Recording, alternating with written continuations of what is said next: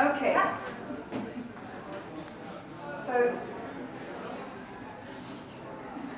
this play, we're going to perform a small play here, and it's called Chatal Forked. It's actually a play about Çatal, and it's about the events and various events and people who are of course fictitious, but there is a semblance of reality in this play. The play usually lasts 1 to 2 hours. We're doing 1 hour. This is a 10-minute excerpt, so we've lost a lot of the drama and a lot of the plot.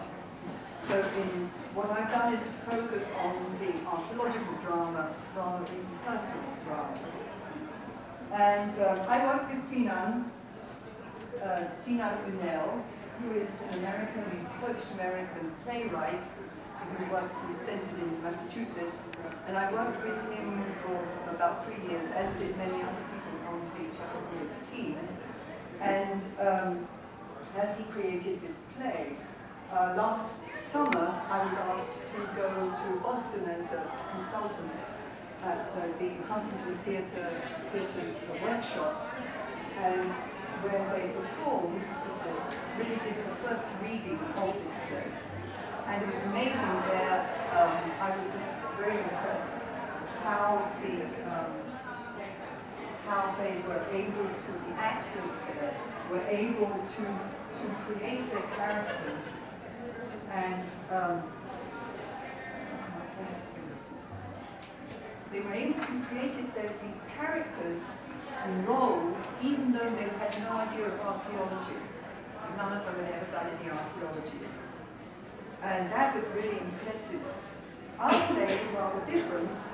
These are the characters here who are going to be played by 4 people, at least, who are archaeologists, and 3 of them have direct experience of the actual excavation of Çatal.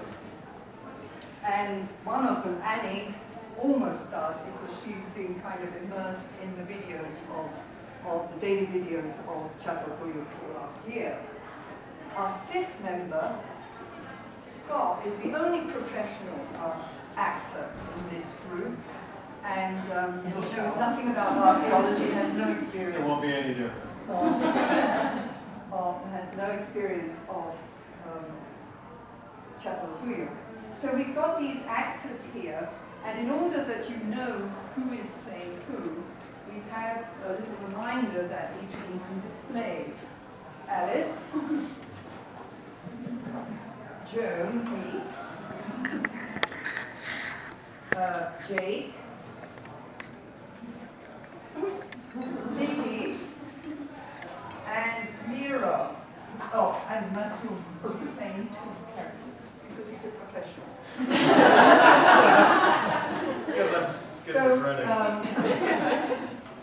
So the main thing is this performance is rather different from the one that we did in Boston, from the reading that was in Boston.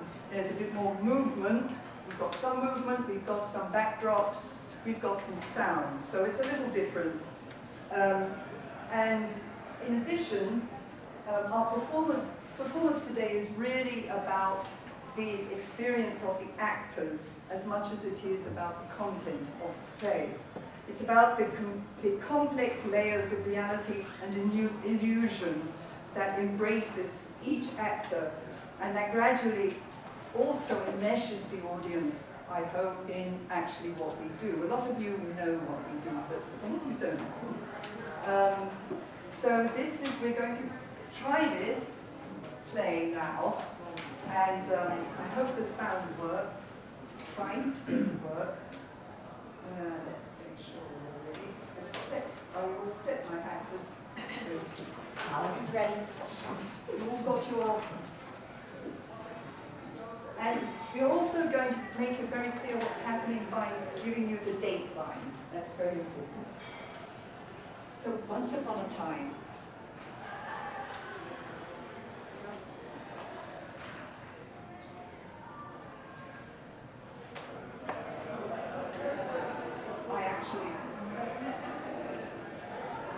Once upon a time, some archaeologists from different parts of the world came together to dig through the debris of a 9,000-year-old village in the middle of Anatolia. When the house that our heroes are excavating was occupied, the village had already existed for 1,000 years. They buried their dead relatives under the floors of the houses, digging the burial pits into the fill of the houses below. We have 2 burials to report today. It's the 12th of Unit August. 14445. We're in Appears space to be a young 84, adult building female. 108, She's buried Alice in the has told usual us to call this a type new of building, position, but which she's we're now missing calling her building skull. 108. Next It's to her unclear right are now the how many disarticulated buildings remains of that an this infant, is. Unit I mean, how many there are, 14444. I mean. It appears the child was buried first. They disturbed his bones when they buried the adult. We're nearing the end of the season, and that's Today, my terrifying. job is to clear the midden It's the around middle of the Ramadan, unit workable 3623, fasting, nerves which and means I'm brave, going through but I'm unit maintaining my trash. composure of unrelenting optimism and bliss. That's That's all it. for now.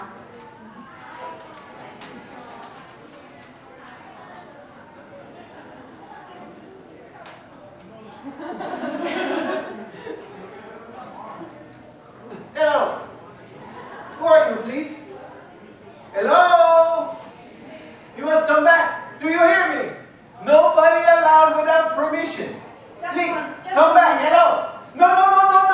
You must come back now. Tour starts in 5 minutes. I'm not a tourist. Who are you? You left bags outside. I'm only a visitor. And I am guard. I am coming over there now. Please don't. Awesome. Oh, what, Mrs. Evans? It's all right. What all right? This woman should come up without permission. Leave her alone. She's all right.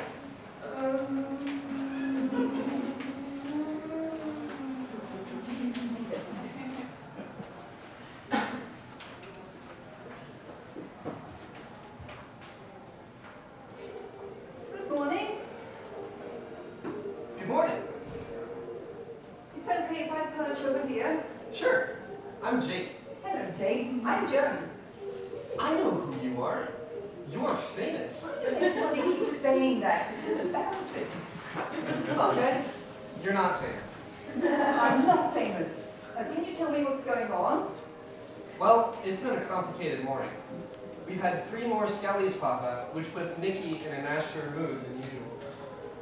Is it Neolithic? Yeah. What we're looking at here is the building we call 108. This is the wall, which I excavated last week. This is the hearth over here.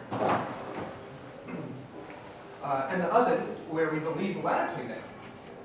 Tell her what you found. Oh, yes, I found something. He thinks he found a goddess.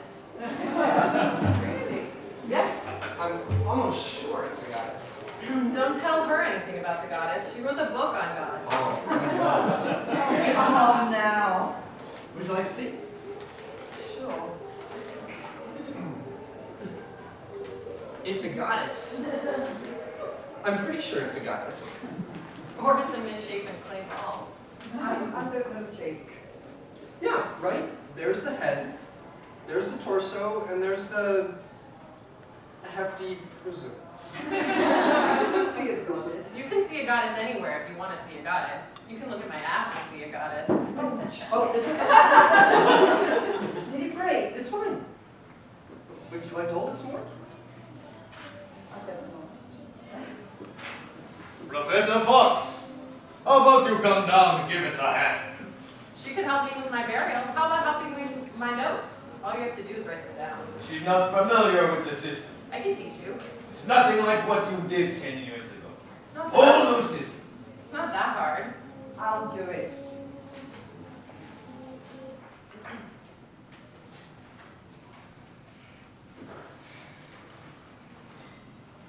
Osteoarthritis?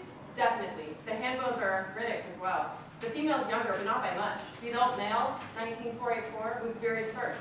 The adult female, 19485, was later. What's the story, do you think? No idea. Don't you ever wonder? I do, but I put it out of my mind. I know what the story is. Jake, you're gonna embarrass yourself. Honestly, we have a family here. Good family. This is how stupid he is. I'm not stupid. Everyone knows they had attachments. I don't know why people argue against this. Because we don't know for sure. But it's obvious. Even geese have attachments. These people thought they would spend eternity together. In the grave.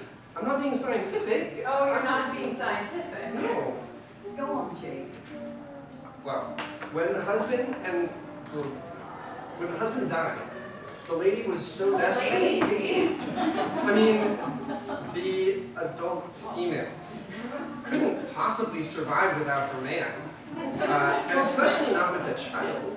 What did you do then? She killed herself? This is the stupidest conversation I've ever had. This is what I have to put up with every day. I think the child fell prey to wild animals. Who had the bright idea to send you to Chatal back? What a miserable place. One of Alice's students. Correct. He's not even an archaeology major. He's undecided. Right. I'm an undergrad. Anything else about the burial, Jake? Yes. I believe the child's body was so mangled that the only thing left was its head. So, of course, she killed herself. And the uncles and brothers or whomever, I don't think it's an unlikely scenario. Then what about all the other detached skulls we keep excavating day after day? And the headless skeletons, were they prey to animals as well? I don't know. I have no idea. You don't know anything, Jake. Nobody knows. We're all in the dark. There's no sense in making up stories. We don't know anything. Oh, for Christ's sake. Sorry, I was I just hit something, I think. I think it might be another skull. Uh-oh. Yeah, it is. It's another skull. It's another skull. I guess my theory doesn't hold up anymore. Not with the fourth skull. That's the thing about this place. You never get it right. Whatever you do, you never get it right.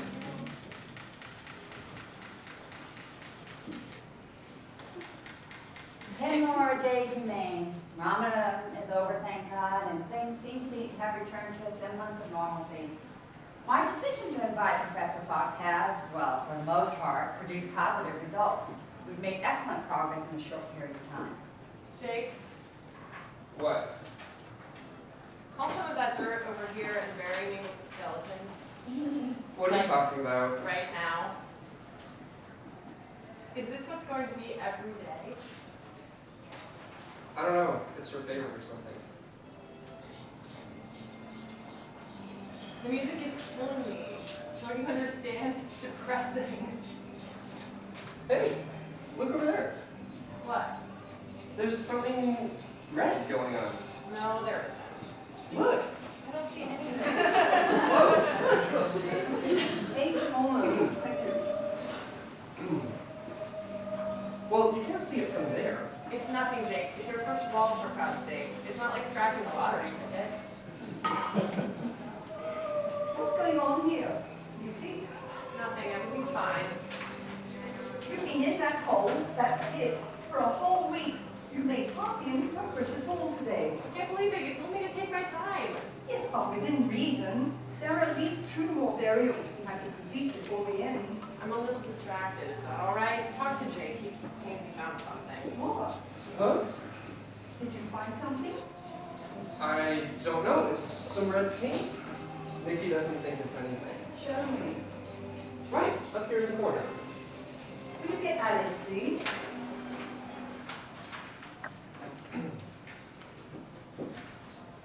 It's the 25th of August, 2013. This is wall 1351. Over the last few days, I removed several layers of plaster on this wall and discovered a series of hands painted in red paint. So far, I've uncovered 3 of them, but clearly there are more. It looks like they might run all across the wall, maybe even all the way around the room. The remarkable thing about these hands, in my opinion, is their direction. They move from left to right. Not right to left or up to down, but precisely and deliberately from left to right. In modern days, we think of the movement from left to right as faster, easier than going from right to left, and more natural. Rightward motion means progress and hope. Like us, these people are looking to the future. They're envisioning progress. While we think we're looking back at them, they're really looking at us. Almost finished. She's beautiful. I know. We'll have to cover her up. What? She'll have to wait till next season. Why? Missing drama. Today is September the 1st. We're officially finished with the excavation for the year. It's been a busy season. We've made several remarkable discoveries. One pleasant surprise showed up at the very end, normal archaeology, when one of the undergraduates discovered a series of red hands.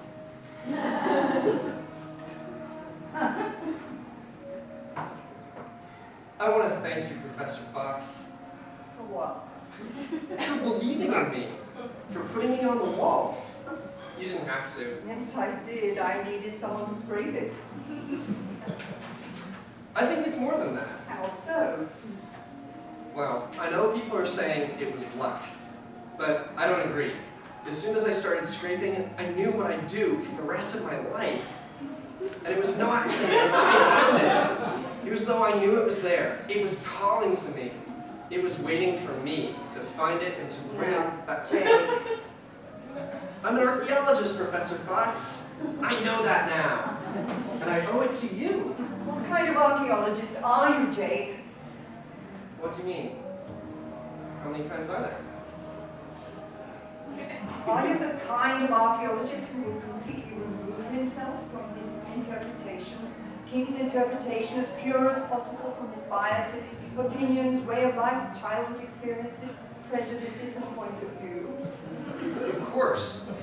I'll be as objective as possible. Or are you an archaeologist who embraces your finds with your ultimate being, the depth of your experience, the knowledge you've accumulated over years of study and observation? Someone will intelligently and sensitively make use of his experience to bring to his interpretation the uttermost meaning, the most logical and most profound solution possible. Of course I'll do that. I have to make use of my education, what I've learned. Then where is your objectivity? Which one are you, Jake? Because you can't be both. You're either here or you're not. You're either this person with these eyes and ears and these opinions and points of view, or you're nobody. I don't know. I guess I'm nobody. Congratulations, correct. Can you handle that? Can you handle and not having an opinion or an ambition? Can you be purely naked in front of the evidence? I'm confused. Good. You're an archaeologist. I didn't mean to make you mad. Don't ever tell me you owe it to me, Jake. This is your choice. Take responsibility for it. Don't ever blame it on me or on your luck or fate or anything else. Thank you, Professor Fox.